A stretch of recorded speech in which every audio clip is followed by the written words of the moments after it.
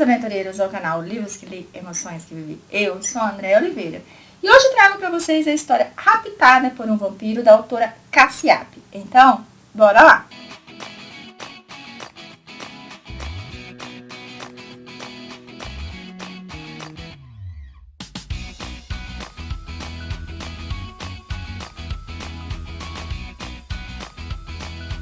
Cheguei, aventureiros, com mais dicas de leitura aqui nesse canal. Então, como eu falei pra vocês, venho trazer essa história que, gente do céu, só o nome já diz, né? Teremos vampiro, teremos lobo, teremos bruxa. Gente, eu sou apaixonada por esse mundo fantasioso. Adoro.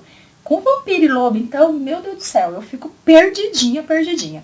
Aqui nós vamos conhecer essa história em 545 páginas. Se prepare-se, porque essa história tem muita coisa envolvendo. Aqui nós vamos conhecer Luca, que tem 500 anos, e ele nasceu de uma vampira com um humano, mas o lado vampiro predominou.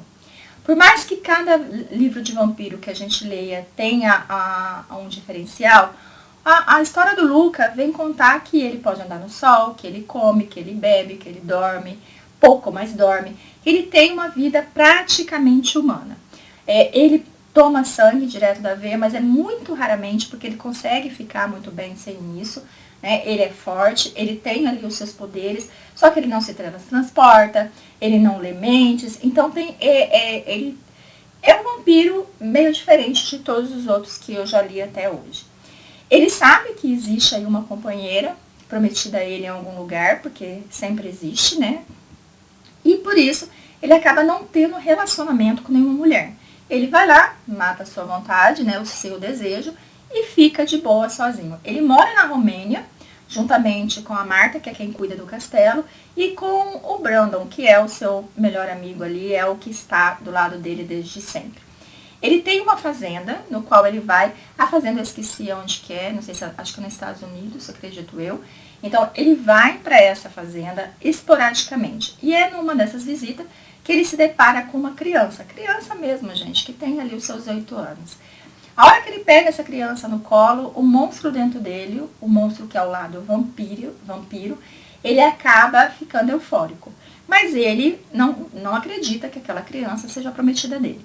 Passa-se 10 anos, ele acaba retornando para mais um evento no qual ele precisa participar, e ali ele sente o mesmo cheiro que ele sentiu há 10 anos atrás, mas um cheiro mais doce, um cheiro mais forte, que faz com que não somente o monstro dentro dele acorde, mas ele também. Ele fica louco por aquele cheiro. Quando ele vê, ele se depara com a Heloise, que é aquela menininha. Heloise hoje tem 18 anos, ela foi criada nessa fazenda, só que ela, gente, é uma menina tímida, ela teve apenas um namoradinho que não durou muito. Ela fica olhando o Maurício, que é um peão, que toda vez que tem doma de cavalo, então ela e seu melhor amigo Camilo, eles vão até lá assistir essa doma, mas porque o Camilo está interessado no Edgar, que é um peão, e ela fica olhando o Maurício, gente, que ele é muito bonito, mas ela sabe que não vai conseguir chegar nele, e muito menos ele vai querer alguma coisa com ela, porque os peões querem meninas da cidade. Só que conforme vai chegar esse evento, que é o leilão e depois ali uma comemoração, então ela acaba aceitando a investida de Maurício para ir junto. Só que o que ela não imaginava é que é nesse leilão, nesse evento, que ela vai se deparar com o Luca. Ela não se lembra muito bem dele, ela não se recorda do que aconteceu há 10 anos atrás, mas o corpo dela exige aquele homem. O corpo dela faz com que ela não tire os olhos dele, com que ela sinta coisas diferentes. E ele também, porque a partir do momento que ele vê que ela está com o Maurício, a partir do momento que ele vê que o Maurício está se aproximando dela, ele fica louco da vida. Ele fica louco, ele fica desesperado, porque como ele fala, ela é minha. Gente, adoro esse negócio, ela é minha. Gente, adoro. Vocês sabem que na ficção eu adoro um homem possessivo, eu adoro um homem que chega e fala é minha, não toca, adoro. Na ficção, adoro. Na vida real, não. Mas na ficção, sou apaixonada por um homem assim. E o Luca é tudo isso. Ele é aquele homem lindo, aquele homem forte, aquele homem com cara de mal. Tudo que eu gosto, gente. É a perfeição de pessoa, entendeu? E com isso, ele acaba fazendo o quê? Ele acaba levando ela para a Romênia. Ele leva ela contra a vontade. Então, por isso que se chama raptada. E chegando lá, um lado dela quer lutar contra aquilo. Ela não quer ficar lá. Ela quer voltar para junto dos pais dela. Claro que para raptar ela, ele Contou toda uma história lá com a ajuda do seu João, que sabe quem é ele, sabe que ele é um vampiro, junto com a nona, sabe a real história dele. E junto, então, com o seu João, convenceu a família dela do sumiço dela. E a família dela comprou isso de uma boa. E por outro lado, ela não quer ir. Então ela tá nesse conflito. Um lado quer sair de perto dele, mas o outro chama, atrai, o outro quer ficar perto dele. Ele tem ali o máximo de calma com ela, pelo fato que ele sabe que se ele a tomá-la, ele pode machucá-la, porque ela é humana e ele precisa ir com calma. Mas ela, gente, chega num determinado momento que não tem como. Aqueles cuidados dele, aquela atenção com ela, faz com que flore aquele desejo dela e ela queira mais que aquilo. E ela vai, ela se joga nos braços dele e realmente ela faz com que ele a tome. Ele tem ali o maior cuidado, ele tenta se concentrar, né, para que o monstro dentro dele, o lado vampiro dele não saia, mas mesmo assim ele deixa os olhos dele mudar de cor rapidamente, mas não tão rápido que ela não perceba. E ali ela tem mais certeza que ele esconde algum segredo. Conforme as coisas vão acontecendo, ela vai juntando um em um, ela começa a perceber que ele pode não ser humano. Então, quando ela descobre o que ele é, ela não se assusta. Ela se sente assim, talvez assim, mais protegida, ela se sente mais ligada a ele. Porque ela não só aceita, como ela também quer se transformar. Com a chegada dela à Romênia, então a gente começa a partir para um outro lado, onde alguns segredos estão sendo revelados. Porque tem uma alcateia de lobos que querem ela a todo custo, que tentam pegar ela a todo custo, né? Claro que o Luca defende. E também a gente vai descobrir que a ligação dos dois vai além do que se imagina, que ela não é somente a protegida dele, a prometida dele. Existe algo mais. A dependência dela é muito forte. Do mesmo jeito que ele é a força dela, ele também é a criptonita. Então, quando os dois se distanciam, porque ele tem vários negócios, então ele tem que viajar e fica algum tempo longe dela, ela fica doente. Aí você começa a ver que até ela mostrar realmente quem é ela é uma menina muito fraca, ela é uma menina muito frágil. Ela é uma menina assim que você fala assim, gente, mas que menina nada a ver, né? Nossa, é muito, muito drama. Mas não é. Quando você chega lá na parte que ela aflora, que ela mostra quem ela é, você consegue entender. No fundo, você vai descobrir que a Heloísa, ela não é humana. Ela tem o lado lobo dela. E assim, ela tem esse conflito, porque ela não sabe disso. Então, ela tem ali o lado humano, vamos dizer, que é o que ela vive normal, mas tem esse outro lado que está aflorando. A partir do momento que ela é transformada em uma vampira, então existe mais essa situação. Então, o corpo dela tem que lidar com a parte humana que ela sempre viveu, até 18 anos, com a parte loba dela, que é predominante, que é a que tinha, e agora com o lado vampira. Então, é muita coisa para ela poder assimilar. E ela só tem 18 anos, ela não viveu nada ainda na vida, para poder lidar com tudo isso. Então, não é que ela faz drama, não, gente. É porque o corpo dela não está suportando tudo isso. E ela tem que ser forte, ela tem que lutar contra aquilo ali. Ela vai acabar engravidando, lembrando que vampiros não procriam, mas ela não é uma simples vampira, né, gente? Ela tem ali a parte loba dela, que fala mais alto, que está lutando constantemente para ficar predominante. Então, eles vão ter o primeiro filho, que é o Dragon. Aí você vai ver que a gravidez não é algo comum, que não leva 9 meses, que tem um total bem reduzido. Ela vai sofrer muito com essa gravidez. Lembrando que não tem nenhum médico ali que possa acompanhá-la, porque como que vai levar ela num hospital? Como é que vai explicar tudo aquilo? Então, a primeira gravidez é muito sofrida, é muito complicada. Ela passa por tudo ali sozinha com o Drago e o Brando, que é um médico, mas não é um médico especialista nisso. Quando ela tem, então, o Dragon, que é um momento muito intenso, é um momento muito complicado, então você fala assim, bom, então agora aquela história de profecia que vai aparecer nisso se cumpriu porque tiveram ali o seu filho. Só que logo em seguida, pouco tempo depois, ela engravida novamente, fazendo com que a história fique mais complicada para eles, porque isso nunca foi possível. Como assim? E a segunda gravidez, eu tenho que dizer para vocês que traz uma surpresa encantadora. Sim, gente. Eu só tenho que dizer para vocês que é mais de uma criança que ela vai ter ali nessa segunda gravidez. E aí eles têm que encontrar um médico vampiro para poder cuidar dela. Porque se a primeira gestação foi complicada, imagina essa segunda. Ainda mais agora que eles percebem que o lado loba dela tá querendo a todo custo tomar a frente. Tá querendo expulsar o lado dela vampiro. Então fica muito complicado. Aí eles encontram essa médica, que é uma médica que estuda muito, uma médica que nunca viu aquela situação e que tem vários desafios para poder entender aquilo lá, porque em vários momentos eles acreditam que ela não vai suportar, que ela não vai aguentar. Então essa médica tá ali junto com o Brandon, junto com o Luca, tentando fazer com que não só ela sobreviva, mas também como os bebês. Só que é nesse momento que o perigo vem com tudo. É nesse momento que o perigo dá as caras.